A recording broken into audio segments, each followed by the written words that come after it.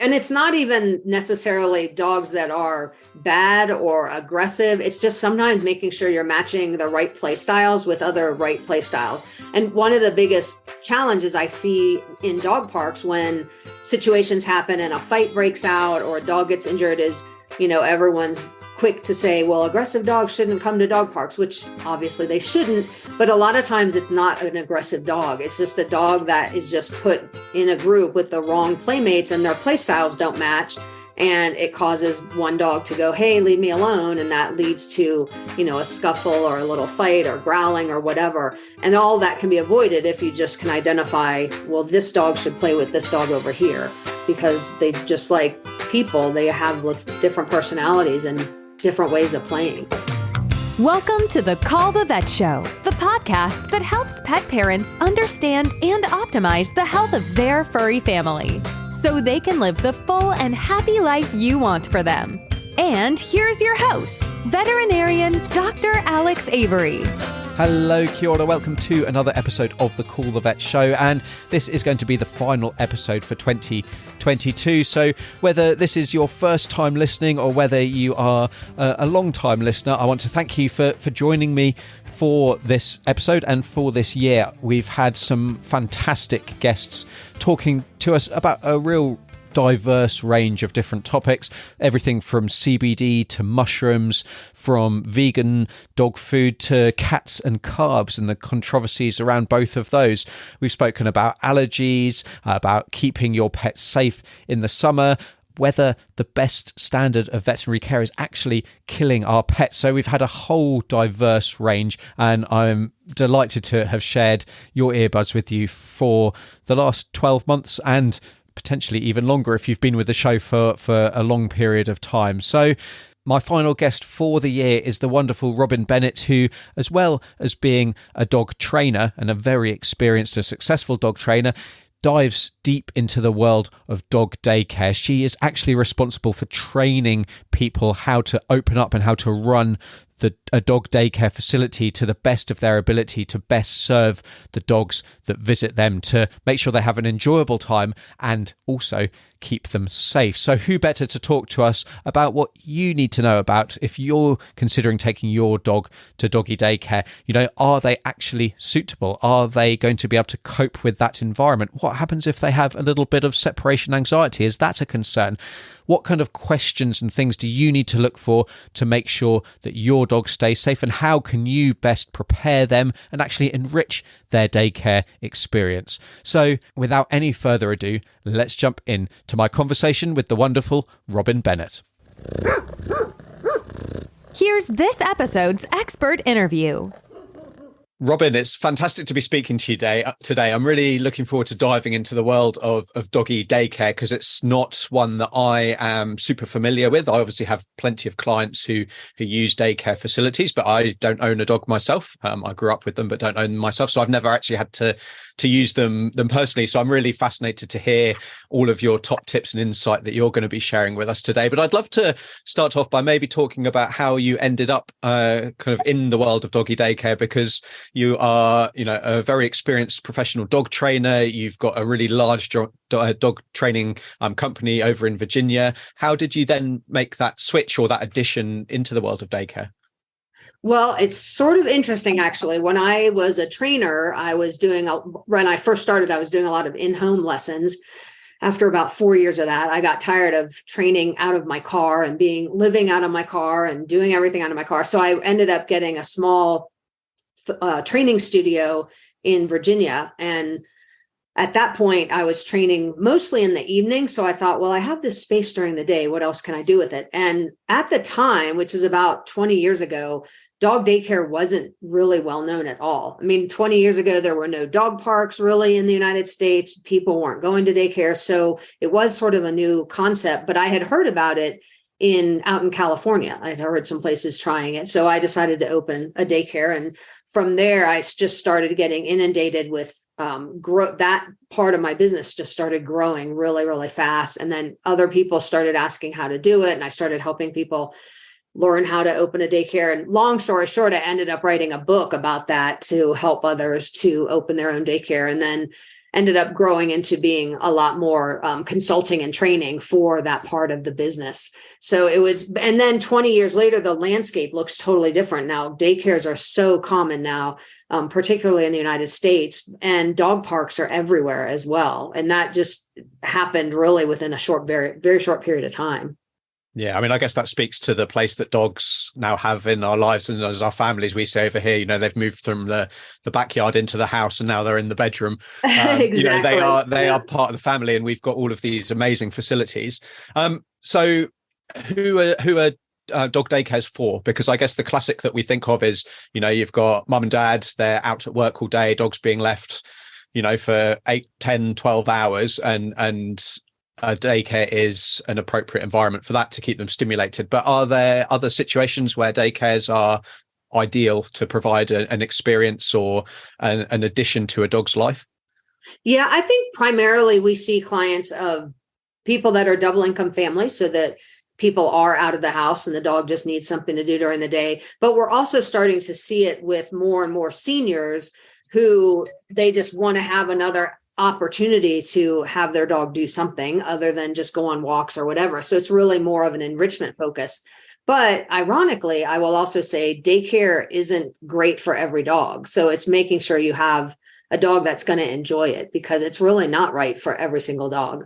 Yeah. So how can you tell if it is right, and conversely, if it isn't right, what situations would maybe be red flags that we need to think of an alternative solution? I think the biggest thing is just making sure, it sounds kind of cliche, I guess, but making sure your dog really does like the company of other dogs. And not every dog does. For one thing, puppies, for the most part, tend to want to gravitate towards other dogs. So generally speaking, younger dogs who have high energy, who really like being around other dogs, are a really good fit.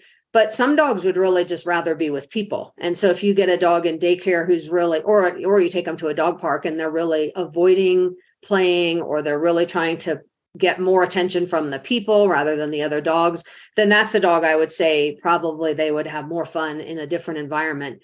And then senior dogs tend to not do as well. So the really rowdy groups, unless it's a daycare that offers a special group for older dogs, you don't really want to have like 8, 9, 10-year-old dogs in with those adolescents, because they'll just be miserable. Yeah. So, yeah. That kind of like people, I guess, in a way. Yeah. That rough and tumble. And, you know, think Right. of the old arthritic, you know, old man or old lady, you know, just really struggling in that environment. And I guess that, you know, that then speaks to, if people are thinking of their family situation when they're bringing a dog into their life, choosing, if it's a senior dog and they're, you know, rehoming one from somewhere else, then thinking about that socialization that dog's had and their temperament and how well they interact with dogs. But for our puppies, you know, that socialization period is so important, and we can actually prepare our dogs for success if we think that they're going to have to go in a dog daycare situation early on in life. Right. Cool. So with that in mind, how can we then you know, go about assessing a daycare facility? So we've said that it's not, you know, it's not for every dog, but there are differences in daycare. So what may be wrong for one individual may be right for another. Right, exactly. And that, a lot of that is looking at what kind of activities they offer. When I had my daycare, I was all indoors. So dogs that were really high energy, like border collies, they just didn't do well in my facility. They needed more room. They needed more places to run. So I actually referred some dogs to a daycare that was down the street from me that offered that. So just looking at what things, you know, your dog likes and what activities they offer, and is that going to be a match? I would also look at the training of the staff, because you do want, obviously, the dogs to be supervised. So I recommend the dogs are 100% supervised anytime they're playing together, not just with cameras or windows, but somebody's physically in the room. And those staff members should have some kind of training on canine body language. So asking about how they are trained and what they're doing to make sure that they're able to monitor the dogs and make sure that things don't get out of hand and that things are a little bit controlled. And then just being able to identify whether a dog needs a break or needs a timeout or just needs some downtime. So they're not just playing and not having one big recess all day long. So I really tend to like daycares that offer more activities and more of a schedule in their day, so that the dogs get a little bit of structure as well as all that playtime. There's some times when they actually get some rest. There's some times when maybe they're working with people, not necessarily just playing. So it really is a lot of the same kind of things you would look for if you're taking your child to preschool or a daycare. So ironic as that might sound. And are there any kind of associations that people should be members of, or certifications that people can check for? Absolutely. There's a certification called the Professional Animal Care Certification Council. And that's actually a certification body that certifies individuals who are in the pet care industry, specifically doing daycare and boarding. So looking for someone that has that certification or have staff members that have that certification is a really good way of knowing that you're working with somebody that's probably a little bit higher quality of providing higher quality care, because they have shown that they've got the education to get that certification behind their name. So I do actually love that as well. Yeah, that's great, because I guess it's easy for people to say, well, I love dogs and, I've got this facility and I'm going to open a doggy daycare. But actually, a love of dogs and having a few in your life doesn't then make you an expert at some of the challenges that I imagine some of the dog daycare situations get thrown up, dogs that don't like each other, or, assessing that body language is so crucial. And I guess, to you or I, who are used to reading a dog's body language every day, it comes second nature, but it's a big process to learn. Exactly. And it's not even necessarily dogs that are bad or aggressive. It's just sometimes making sure you're matching the right play styles with other right play styles. And one of the biggest challenges I see in dog parks when situations happen and a fight breaks out or a dog gets injured is, everyone's quick to say, well, aggressive dogs shouldn't come to dog parks, which obviously they shouldn't. But a lot of times it's not an aggressive dog. It's just a dog that is just put in a group with the wrong playmates and their play styles don't match. And it causes one dog to go, hey, leave me alone. And that leads to, a scuffle or a little fight or growling or whatever. And all that can be avoided if you just can identify, well, this dog should play with this dog over here, because they just like people, they have different personalities and different ways of playing. Yeah, so absolutely. I think all of that's really important to understand. Awesome. Yeah, that clash of personalities is inevitable, isn't it? Between people and between dogs, and it's through no fault of anyone's.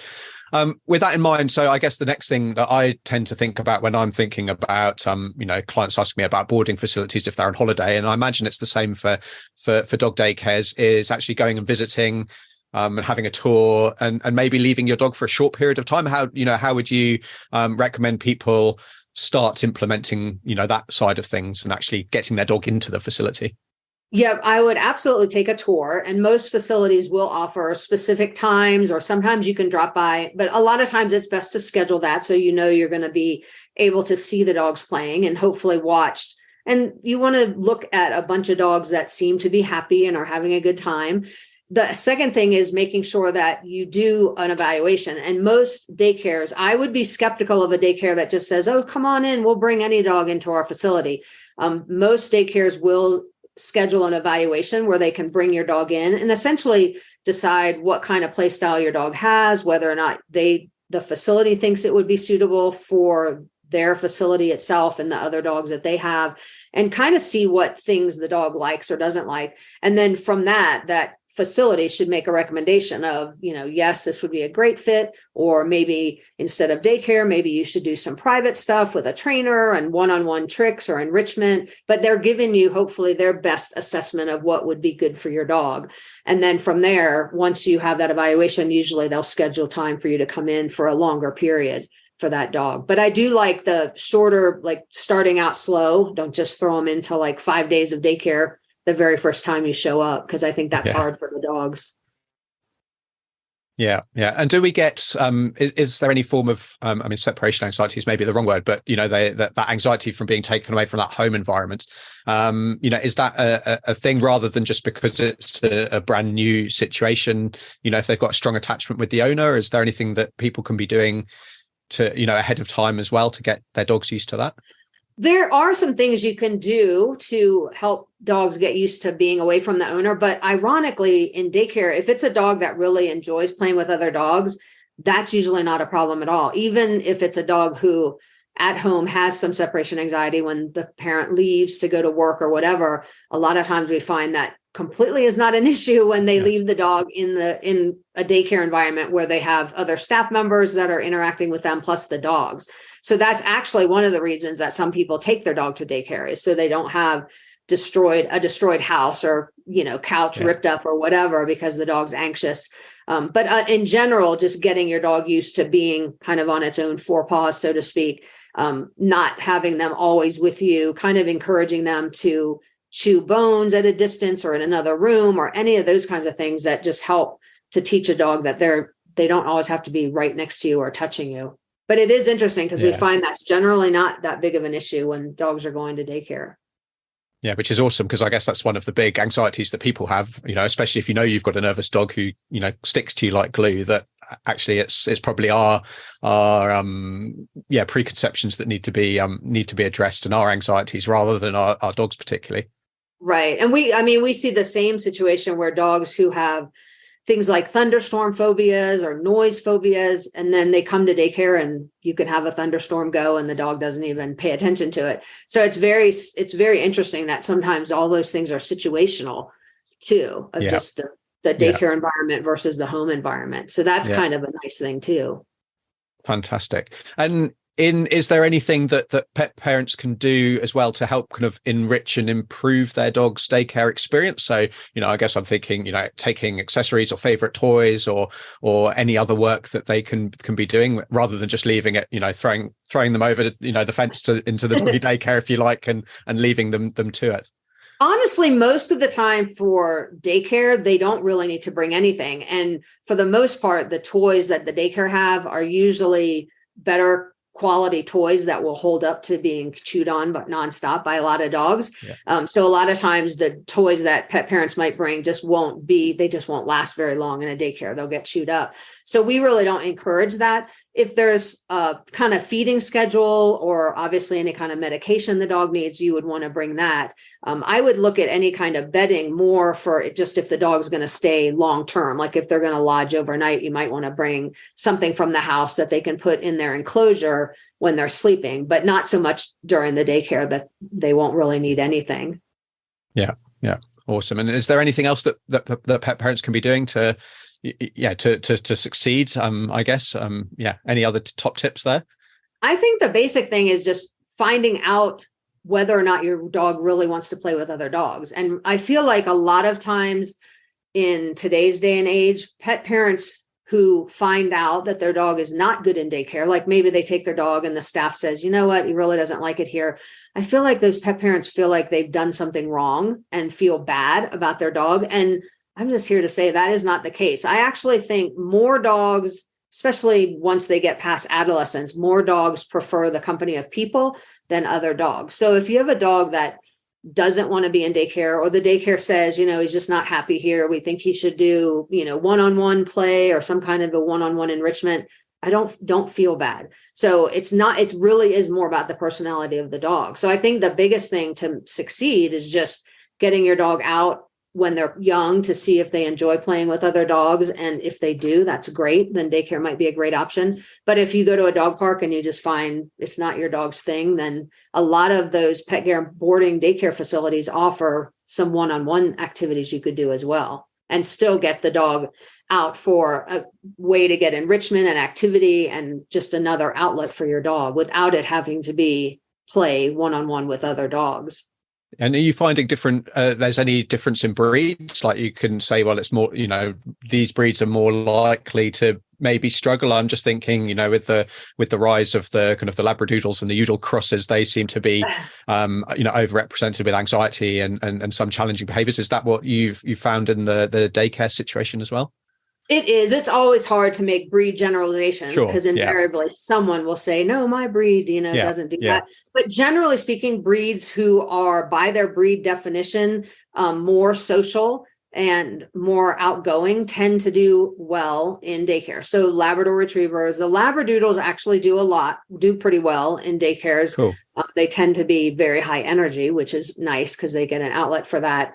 A lot of the breeds that work closely with people anyway, golden retrievers, like kind of those breeds that you think of as the ones that do a lot of working positions with people. They do really well. And then breeds that are a little more aloof, and that might even be in their breed definition, like a chow.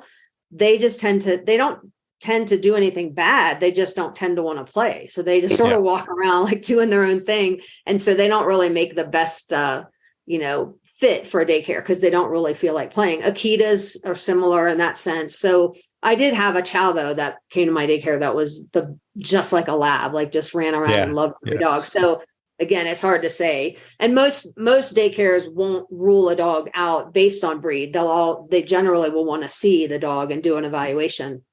And then you get dogs like the bully breeds, and some of them do really, really well in daycare. Although a lot of people think, oh no, they're not going to do well at all, but they play really well. They just have to play with the right playmates. So those bully breeds like a pit bull or American Staffordshire Terrier, they aren't going to play really well with some of the toy breeds because they'll just knock them around. Yeah. But if you put them with like a lab where they both like some of that body slamming, they'll have a great time. Yeah. So, which I guess then speaks to, making sure the experience of the staff and the training that's been given and being comfortable that that's all in place, which is equally important for the little toy breed, because you don't want them stuck with the bully breed and end up, getting broken ultimately, right, exactly. in worst case scenario. Yeah. And most daycares will separate by size as well as by temperament, but most will separate by size just because big and small dogs can just have injuries just because of the size, not even because it's an aggressive situation, but just one big dog stepping on a little dog or whatever.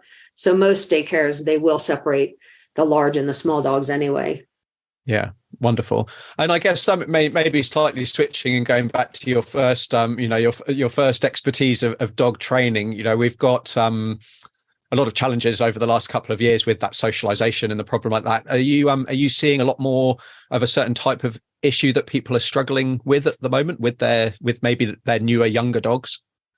I think right now the biggest thing that we're seeing, and this has really been since COVID, is more separation anxiety. And I think a lot of that is because people adopted a lot of dogs during the lockdown period. And then naturally, because we were locked down, they couldn't take their dog out to do any kind of socialization. So the dog got really used to being at home, but the big world out there now is a little bit scary to them. So we are seeing a lot of dogs with some of those issues in the past 2 years, and just working with people to help kind of re-socialize their dog to the world now that things are opening back up. Yeah, that's certainly what I've seen in the clinic as well. I mean, we were lucky here in New Zealand. We had very short periods of lockdown, but even then we still saw, an increase in these, separation anxieties and a bit of just general anxiety and, even aggression towards, strangers and things like that, because they were just freaking out. Any top tips for people to be kind of getting on top of that, because it's never too late to start working on these behavioral problems? Well, my biggest tip for people who are working with that kind of fear about anything is trying to make whatever the dog's afraid of into something the dog can be positive and look forward to, which is a kind of an easy way of saying, or maybe it's a difficult way of saying, I'm not sure. But anyway, we try to make positive associations with anything the dog's afraid of. So I use positive reinforcement training with all of the training that I do. So if I had a dog, let's say, that was afraid of people when I walk down the street and people walk past me, I would turn that into a situation where every time somebody's going to walk past me, my dog gets a really good positive association with that, which for me means taking something really, really valuable to the dog, like chicken or cheese or steak, something he doesn't get at home. And I would be feeding the dog that in the presence of whatever that thing is he's afraid of. And if you do that enough, what starts to happen is the dog starts to anticipate, oh, here's like the scary man coming down the street. I'm just going to look to my owner and start getting treats. And then when the scary man goes away, all the treats go away. So it becomes just a positive. You're changing really the emotional state of the dog from freaking out and being scared to saying, oh, I can just hang out here and get some food. And it takes a lot of practice, and you have to get out to actually work on all of that. But that's one of the best ways really to help dogs overcome whatever things they're nervous of. Yeah. And it really works for everybody listening to this. I'm just thinking of a dog that we have as a patient who was very good, but had a few negative experiences just because they were catching nails and ripping them out, and they were not very comfortable when they were coming to see us, and became quite anxious of coming to the clinic. But the owner put in a lot of work, having some socialization visits, getting lots of treats, the staff making a big fuss, and the dog now loves coming to see us again. So that little bit of concerted effort can make a big difference. And I guess for those people who are struggling with that separation anxiety, we've already said, don't worry. If daycare needs to be in their life, then actually that may be a real positive rather than an additional scary situation for them to go through. Yeah, exactly. When my dog now is 5, but when he was a puppy, I used to take him to the vet's office and just go in the lobby and just play games with him and throw treats for him. And consequently, he loved going to the vet.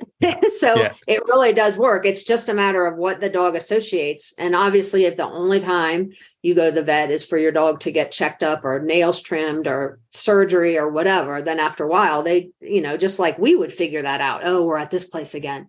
Yeah. But if you stop by there occasionally and just let them go say hi to people and give him some treats and leave, which is what I used to do when he was young, then they start to say, hey, this place is good. So it really is just a matter of making the right associations for the pet. Yeah, no, all of my patients, they know that right hand scrub pocket is where my treats live, and they look there, or they're looking up at the jar because they know that's where my hand goes when my pocket's That's empty. Exactly what my dog does at the office. Yeah.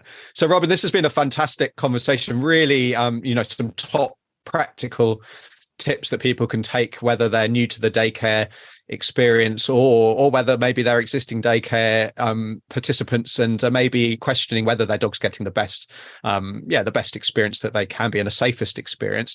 I'd love to for you to let people know more about maybe the work that you do and whether that's doggy daycare or also the training you do, because you've got a wealth of information out there online for people who aren't in your local area as well. Yeah, so you can find out more, and we have lots of free content on our blog at roughly-speaking-dog.com.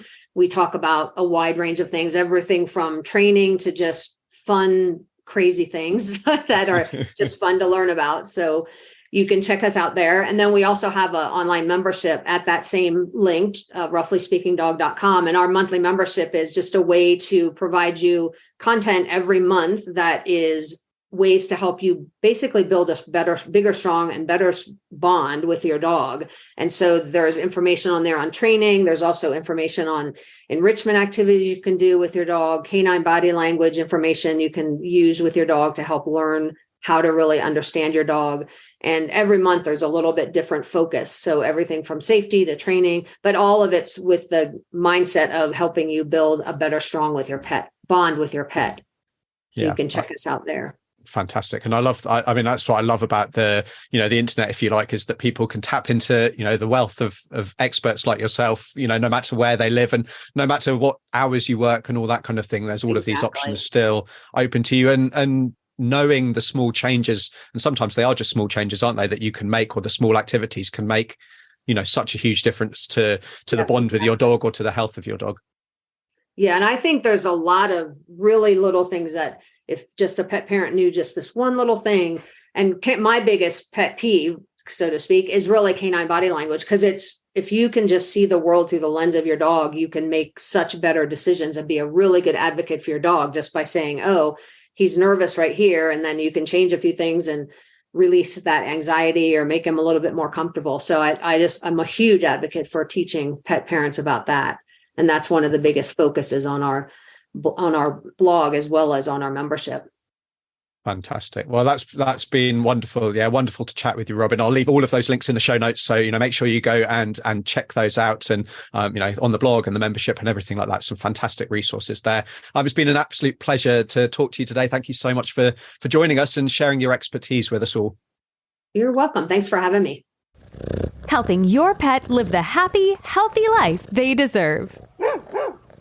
So I just loved all those actionable steps and top tips that Robin generously shared with us. So big thanks to her for joining me in that conversation. And I hope if you currently take your dog to dog daycare, or whether you're thinking about doggy daycare in the future, then this will be a really practical resource for you to go back to. So that's it for the show. That's it for the Call the Vet show for the whole year. So next time I'll be talking to you in 2023, and it's crazy how quickly the years go by. As always, if you've enjoyed these shows, if you think there is somebody who in your life who would benefit from them, I'd love it if you could share it with your friends and family to help me in my mission to help as many pets and pet parents out there live the healthiest and happiest life possible with their pet. As well as sharing, make sure you subscribe. And if you fancy giving me a little Christmas gift, then I'd love it if you could leave a review or testimonial for the show over on Apple Podcasts or at ourpetshealth.com/review. It really means a lot to kind of hear your thoughts and how it's helped your pet. And also any feedback you have. I'd always love to hear from you. So with that out the way, I'm wishing you a very merry festive season. And until the next time, until 2023, I'm veterinarian Dr. Alex. This is the Call the Vet show, because they're family. That's it for this episode of the Call the Vet show. Be sure to visit callthevet.org to join the conversation, access the show notes, and discover our fantastic bonus content. We'll see you next time.